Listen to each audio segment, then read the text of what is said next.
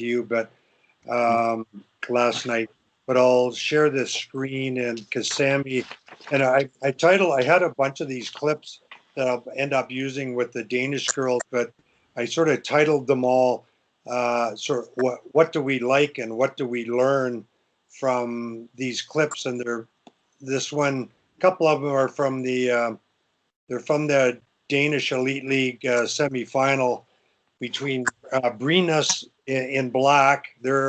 They were the second place team in the league, and HV, and they were, I think, fourth in the league or something. Can you guys see that? Yep. Yeah.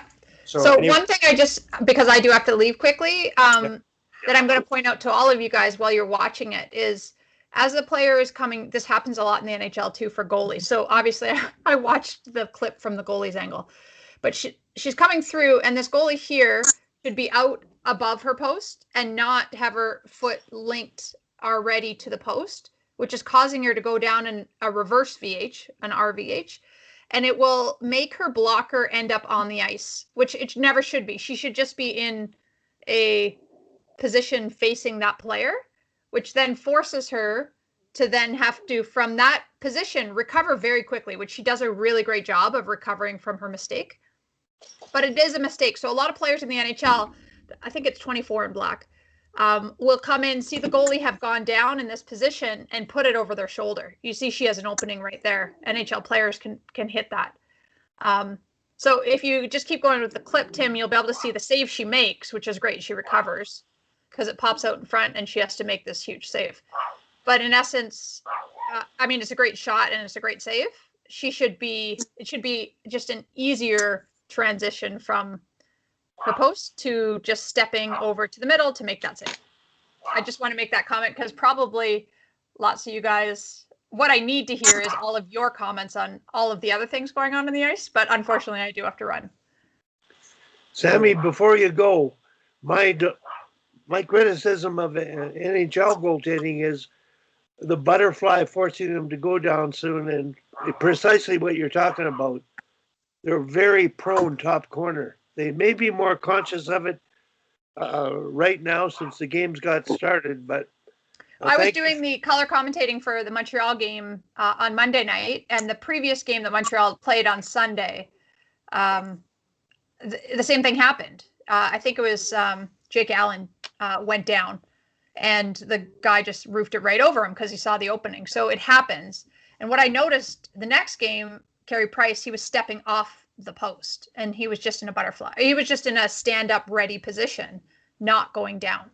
So if your foot is on the post like that, you can't help but go down. You get squashed into this reverse VH. Rather than just playing it like it's just a player coming in on a breakaway, essentially. So anyways, that's my 2 points there. But I do have to run over to my client. But great to see everybody. Take care. All right. All right. Thanks, Sammy. So I was hoping to ask Sammy there that I knew she had to go. Like right here, it looks to me like the goalie is quite aware and thinking 2-on-1, and she's getting ready for the pass coming this way. So she might be a bit guilty of just not playing the shooter square up, and I think that's kind of mainly Sammy's point. But it looks like she's anticipating a pass here, but anyway. That would be my thought, Tim. Yeah. Tim, my point is on that goalie thing, what you think and what Bob thinks, what did the goalie think? Do we know? Are they aware of what Sammy talked about and what you and I think? And that's really the important part here, the conversation. Such a small point, but the essence of performing in that particular moment, the awareness of what was going on, just the consciousness of it. So moving forward, you might make better decisions at your position. That's what really is important here. I thought they played the 2-on-1. She played the 2-on-1 well, Tim. Yes, I think she's played the 2-on-1 really, really well, Wally, there. she's taken away the pass for the most part. So that goalie, to me, I think the goalie is thinking pass. But where that defenseman is, she should be thinking shot, because I think the defenseman's done a pretty damn good job there. And there is some back pressure. She's got no room to. I mean, she could cut into the net a little bit, but to me, that goalie should be standing up and thinking shot there. Yeah, and it begs the question, you know, have they had the group conversation that we often have advocated, that have the discussion with your goalies and with your defensemen, like what are we aiming at, and what are we trying to do in these 2-on-1 situations? Are we focused on denying the pass and giving the goalie the 1-on-1? Are we focused on, pressuring the puck and trying to force a bad pass, so that the goalie and the defenseman are on the same page? And to your point, Bob, it looks like they're not on the same page here. Like the goalie is just thinking, the pass might go across, instead of thinking, I got to stop the shooter here. Yeah. What's your philosophy here, Tim? I'm a big deny the pass thing. I think it's the hardest thing for the goalie. The whole Royal Road thing. There are going to be points where, and this gets close to it. There's going to be a point where this defenseman might have to think about sliding. Like if this girl had cut tighter and was going to be a real threat at the net, then the slide is a tool that I think all defensemen should have in their toolbox. You shouldn't say you can never slide, but my basic starting point is, let's take away the pass as much as we can, crowd the shooter at the same time as much as you can. But I think there's lots of evidence that if you force the shot, there are fewer goals that result. What's the defenseman's name from Calgary here that plays in Winnipeg? Josh Morrissey. John Morrissey, yeah. So his dad's of the opposite philosophy. I've had this discussion with him when I was mentoring one of the Royals teams, and his other son was the goaltender. His philosophy is you should always go at the guy with the puck and make him make a bad pass or a bad shot. And I could never he tried to explain it to me in 6 different ways, and I couldn't understand why he would want that. He was having him attack the guy even at the blue line. He'd leave the guy wide open across the ice, and I couldn't understand what his thinking was there. Because my thought was always stay between, shade the pass receiver a little bit, and make the guy play 1-on-1 with the goalie. Let the goalie have him. And then my thought was always too, after the shot, that the defenseman takes the open guy, and the goalie has the shooter. He's got his rebound. He knows what he's got to. If he leaves a rebound, he's still got the original shooter. The defenseman eliminates the other guy. I don't know. That's always been my philosophy. And it's interesting you say that, Bob, because we've had this discussion last year with Dan Price, the Royals head coach and GM, who's a pretty sharp guy and a terrific coach. But he is really migrating, or at least seriously wondering if the Morrissey method, if you want to call it that, isn't a better philosophy. Like it's his sense, without any statistical backup, but he maybe has since done that. He said he was going to, but it's his sense that when you give up, when you try to force the pass, like obviously you can, they can make a bad pass, you can break up the pass, but if you force the pass, he says it's his sense that little mini breakaway you give up, they never score on that. And I said, well, that's really interesting, Dan. Like, do you have any stats to back that up? And he said, well, no, but I'm going to go back and search. So I'll maybe try to touch base with him on that to see if he ever did. So I like to mix the two philosophies. Like if you can bluff or fake or force a pass like above the circle tops, that's a good thing, because you might break it up. They might make a bad pass. Somebody might not receive it very well. Above the circle tops, I like to try to force a pass. And as long as your goalie knows that, then that helps the goalie out. Yeah. But so I like to mix those two philosophies. But yeah, I'm kind of not in that group where you want to give up the pass myself. Well, it worked for Paul Coffey in the Canada Cup, didn't it? Yeah. Yeah, I don't know. I've always been the other way, but I understand now. You say above the circles. I might buy that. Create a little panic in the puck carrier, maybe. Yeah. Anybody else want to Yeah, comment? Rick's Yeah, got his hand up. I'll throw a couple of comments in there, fellas. For me, I agree with Bob and Tim's general outlook on that, but the further factor of my benefit is the longer you can delay that shot to the net, whether by the shot or by the pass, the offensive team usually finds a way to mess that up all by themselves. Whereas if you force the issue, you create opportunities that they wouldn't have had otherwise. That's been my longtime observation, and I'm a D man as well. I've got a comment on that too, Tim. I got my hand up. I don't know if you can see it, but Sorry, go ahead. sort of evolutionary. Back in the day, Tim, when you skated at our conditioning camps, I had a number of defensemen. Greg Jolly was one that mentioned to me exactly that. 2-on-1s stand up before the blue line back in the day. And he didn't explain it. The goalie can, you can create more havoc. I think that what's happened in today's game, Rick, is defensemen are more forward skating oriented, join the attack oriented, and less gap control oriented, playing rushes conventionally. So when Dan Price is talking about standing up, it relates to surfing, influencing the puck sooner than later, and it's changing. The game's evolving and changing. So I'm not sure where it's going to go or what the best way is, but it's all great stuff. Tim and I were brought up on and Bob, take away the pass. Dave King added the term bluff back in our day. Pretend you're going to go and they'll likely pass right back to you. But the game today, playing rushes, holy cow, it's, there's different skill sets that players are lacking and have to use what they've got to benefit from that. So I'm very surprised. I might call Tom Morrissey. I taught with him. He coached a basketball team at the high school I worked with, and I know him really well. So I'm definitely going to call him and have that conversation. I'll find out more later about his thinking. So I see Tom Malloy's hands up.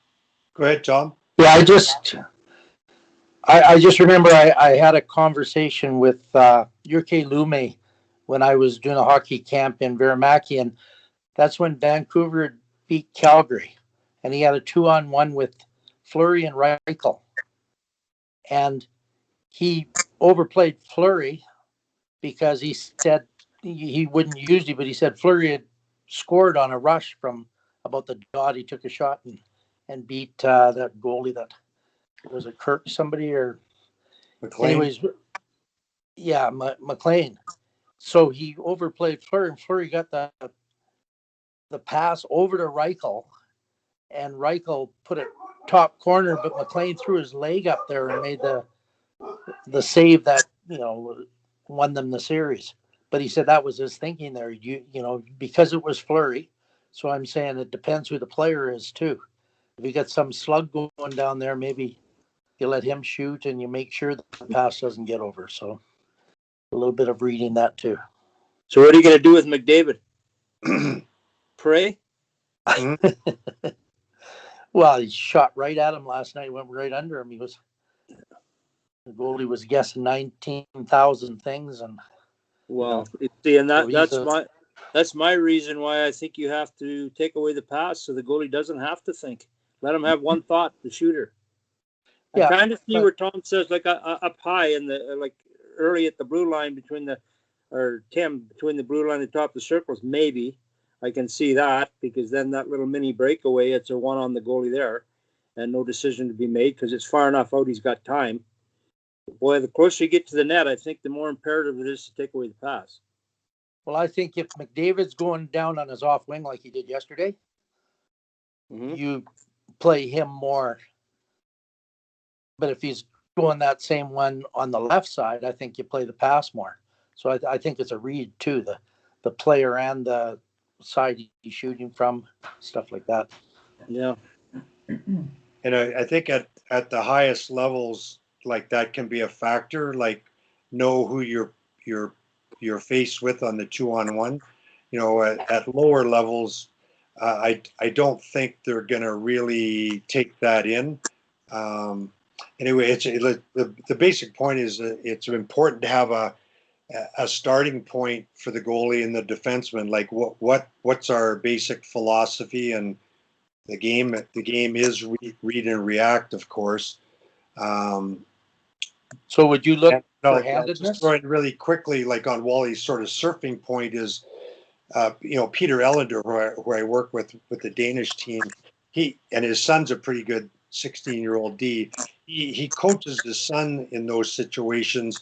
If the shooter's stick is on the inside, kind of like Tom was just saying, that's a time where maybe a surf and a force of pass is maybe a higher percentage play than if the stick is on the outside, where it's way easier for that player to protect the puck and or reach around you. And I'm not totally there with that. I still think my basic philosophy of force a pass up high, then take away the pass below the circle tops. I'm still there, but Peter likes the sort of surf and force a pass if the stick's on the inside. You're obviously a bit more dangerous shooter there too. But Tim, I've got my hand up about the minor hockey thing you talked about. Yeah, there's a progressive way of educating coaches fundamentally how to play a 2-on-1 a traditional way, and then there's a highly competitive one with all sorts of decision making. And I'm thinking at the NHL level, on the question of how to play McDavid, that's a conversation you have to have with the players, and they have to communicate with one another and the goalie in all situations. Years ago, I was mentoring the Royals. I sat in on Lowry was doing a talk, and talking about situations. Or it might have been Dave Marcoux, and he was talking about giving Kiprasov and playing a 2-on-1, giving him the shooter, so overplay him. And I brought up my concern with telling coaches at this level, the Royals Association, how to play 2-on-1s individually relative to, to do that kind of thing. They need to have a basic framework of how to play situations. And when I was working with the association and talking with the sort of a young guy, a head coach mentor, they were watching a practice, a Bantam AAA team. They didn't know how to play 2-on-1s. I just watched a drill and I talked to them about, well, how are they playing 2-on-1s? He couldn't explain it to me. So that's my concern about minor hockey, and the right stuff, right amount, right time, right way at any level. So I really appreciate the fundamental approach. And I don't know to what degree, Tim, you take your Norwegian girls and give them some freedom to figure things out and do things differently. But can you comment on that maybe? well, I think we do take the approach that, as I just said, that we've had that discussion about if you can bluff and force a pass early, that's a good thing. Don't you got to stay in the play. Like you can't go over and bluff and take yourself out of the play to the point you give up a free breakaway, because I don't really like that. But if you can bluff and fake and force a pass early, crowd the puck carrier early, then that's an opportunity for a bad pass, intercepting the pass, a bad reception. That helps us. But then below the circle tops, take away the pass as much as you can. And the last thing is, you can't take away the pass. There's got to be an element of crowding the shooter too. You can't allow that shooter just have a free look. A free look at the full net. Like you got to help the goalie protect half of the net. So you got to crowd that shooter a little bit, and we feel like that's the best chance to you know, high percentage play. So there's sort of three elements there, and I don't think that's too much. Yeah, and can I just, sorry, go ahead, Tim. I was going to add one more piece that we focus on just at the end of the 2-on-1 or at the end of the sequence that I found had a maximum impact with our team is to turn and take the opponent's stick away. So I think early in my coaching career, I didn't focus in on that detail. And, you know, a majority of goals in girls hockey are kind of scored up the garbage that comes off a 2-on-1 or off a 2-on-2. So just reinforcing with our defender or, you know, back checker to turn around and look north and pick up sticks after it's finished. Like I said, I glazed over it. I didn't maybe connect the dots between net front defense and defending the 2-on-1. It took me a while. But that, you know, in girls hockey seemed to have, you know, a very instant impact on our ability to deny a second shot on net. So that would be the only detail I would add that seemed to work well with the minor hockey level. Yeah, and I think that's kind of to Bob's point that, you know, if you're in a position like you haven't slid or whatever, you're in a position to do something after the initial shot, assuming it doesn't go in the net, then that would be my default, is make sure the stick coming to the net is taken away, because the goalie can much easier deal with something in front of her, presumably. Like if the shooter gets a look at their own rebound, that's still easier for the goalie than, you know, than something on the backside where they have to get over and cover 4x6. So I definitely would agree with that. But well, Tim, my conversations with all the goalies I've coached at the higher levels is exactly that. They want the shooter and they want their own rebound. They feel it's their job to put the rebound into a bad position so that there shouldn't be a second chance. But if there is, they know where the puck is. They know where it's gone, and they feel they have a better chance of playing the rebound shot off the original shooter than something that goes off their back pad and out to the offside, right? Yeah. And yeah, just really quickly, we don't need to beat this clip to death, but the other reason I'm probably going to show this to our Danish D and or Danish team and say, hey, what do you like? What don't you like? There, you know, there's obviously some good offensive stuff in here too. But one of the things I want to see if our D recognizes that this D is in a bad spot right now. The puck carrier got her eyes up. They're staring eyeball. I call it eyeball to eyeball. When you're eyeball to eyeball with somebody in a one-on-one, as a defensive player, you've got to err on the side of a caution. This is not a time to surf, to force. A good offensive player has the advantage when you're eyeball to eyeball, and that's exactly what happens here. This defenseman tries to force the issue. Like, she feels like she's got a lot of support, and she does. So you could make that argument, but you know, she's got poor stick here for me. She's trying to get it on puck, but I'd rather steer, like get my stick here and steer that player down the wall. But it's just a bad one, overly aggressive one-on-one. And I guess, you know, she doesn't get much help from her back checking forward, who kind of lets their foot off the gas. And there's another little lesson. If you got a 1-on-2 here, if you're forcing, then it's a nice thing if this D sort of has the sense that 1-on-2, I can step up, you come in behind me to clean up the mess if there is any. But this forward is clearly just shuts it down and doesn't really help at all. It's kind of, so there's some interesting detail there. Tim, I got a point here. The back checker, in my mind, and it's not what I think, but would the back checker have been better off pressuring the puck at that point? Because there's gliding, and she could have created that situation.